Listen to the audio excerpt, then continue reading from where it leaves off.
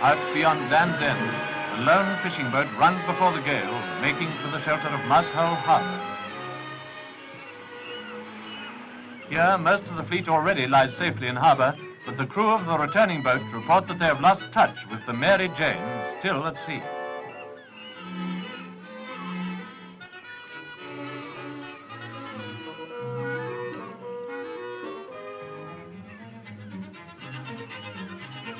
The fishermen gather on the pier, anxious in case the missing boat should be in trouble.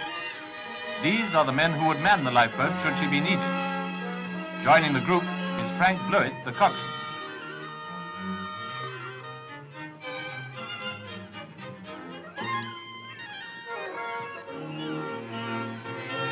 With Frank, the decision rests whether the lifeboat is to be launched.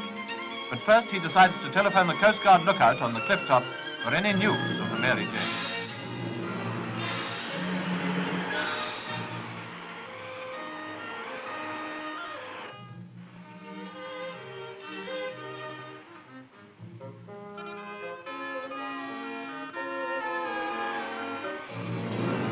The missing boat hasn't yet been seen, so the order is given, man the lifeboat and stand by.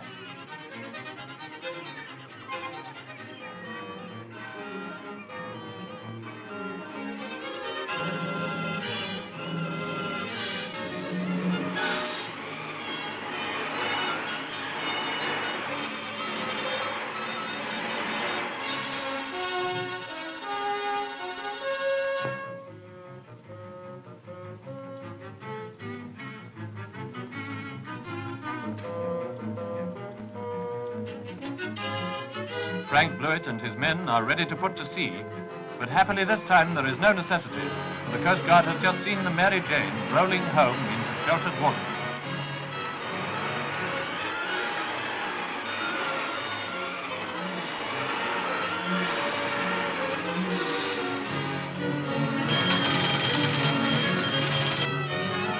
Word is passed that the lifeboat will not be required.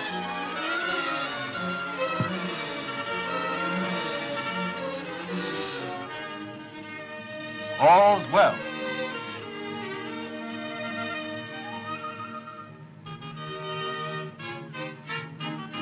Last boat safely in harbour, the lifeboat crew return to their homes.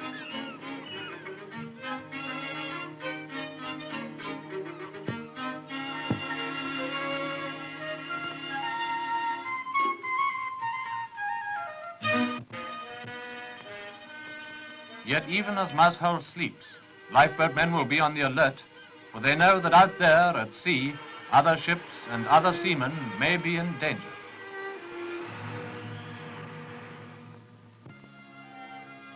The following day, fine weather paints the picture.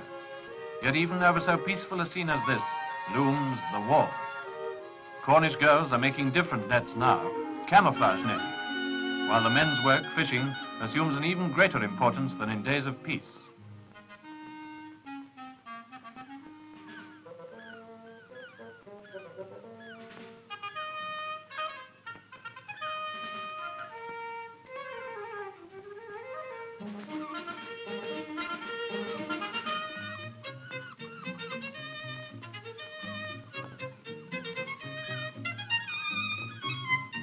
But today, the lifeboatmen themselves will not be fishing, for it's a special occasion, a day of inspection.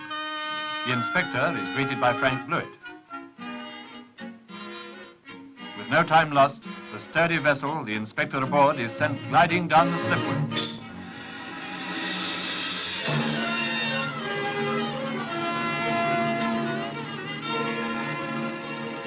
Inspections and practices are held to make sure that nothing, the boat, the crew, their ability to handle her or to make contact with the men ashore, shows the slightest sign of rustiness. All must be in perfect condition. Nothing is left to chance. The efficiency of the lifeboat organization and the keenness of the volunteer crew sees to that.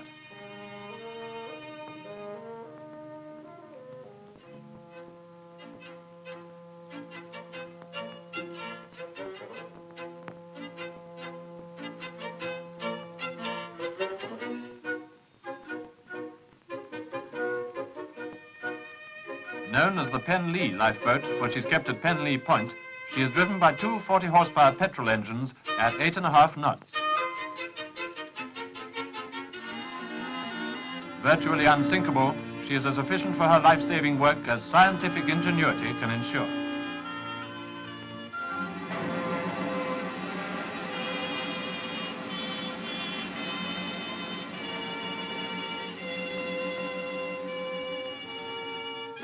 After the practice, Frank and the inspector take a look at the hull and the propellers to see if everything's in order.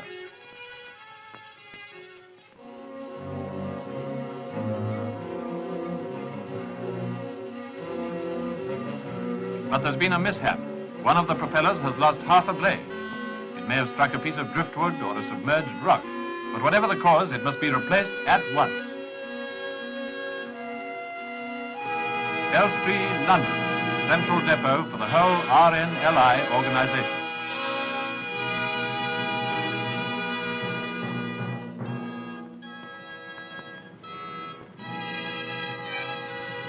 Here is kept ready for instant dispatch to any of the coastal stations, every possible spare part that might be needed by any one of the boats.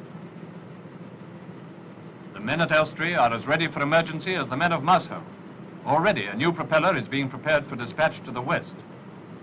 Should a call for service be received by the Penley boat before the propeller arrives, another lifeboat in the vicinity would have to put to sea. But it's a matter of personal pride for the coxswain and crew that their boat should always be ready.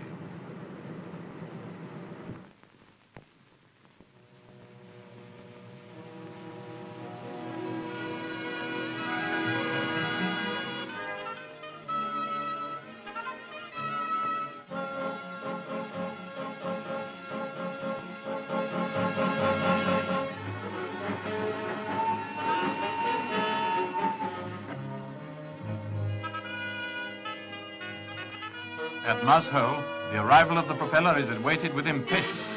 The coxswain knows that dirty weather may lead to a call for assistance at any moment. As luck would have it, it is now that the British tramp Matilda has her steering gear put out of action, begins to flounder about in a very high sea, and quickly becomes out of control. An S.O.S. is sent up. A ship in distress and his lifeboat not ready. This is the thought in Frank Blewitt's mind.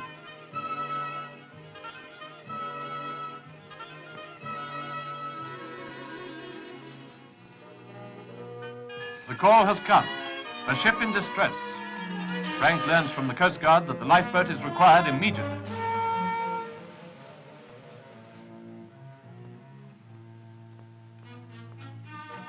He rings the mechanic to learn that the new propeller has arrived.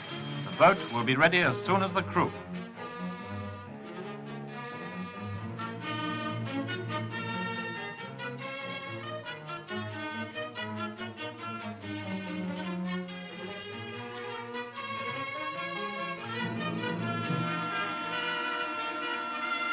The rest is action.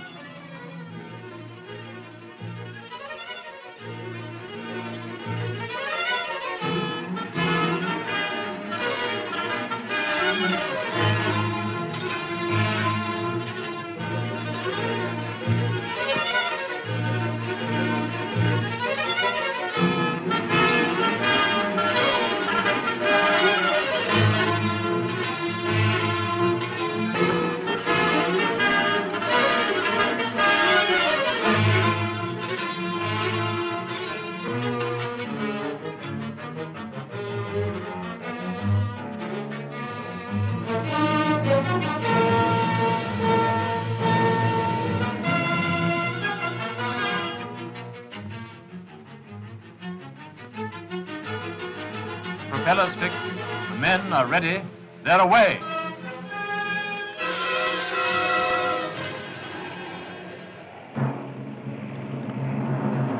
As the Penley lifeboat plows her way through the breakers, her radio receives instructions. Calling Penley lifeboat, proceed 10 miles south-southwest and Keep ship Matilda requires assistance urgently. Steering gone, out of control. Taking in heavy sea. Crew remaining aboard. If you require extra help, let us know. That's all. Good luck. The coxswain is given the message, and they battle their way toward the sinking merchantman.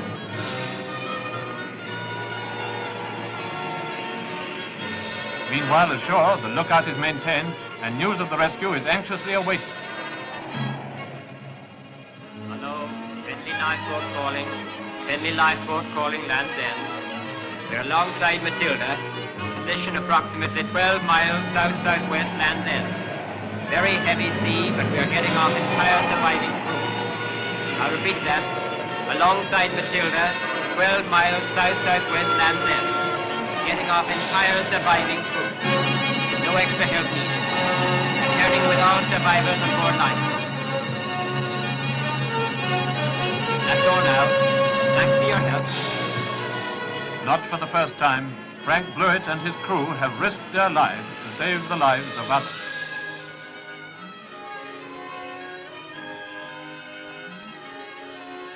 And with the weather clear again, these lifeboat men return once more to their normal job of fishing.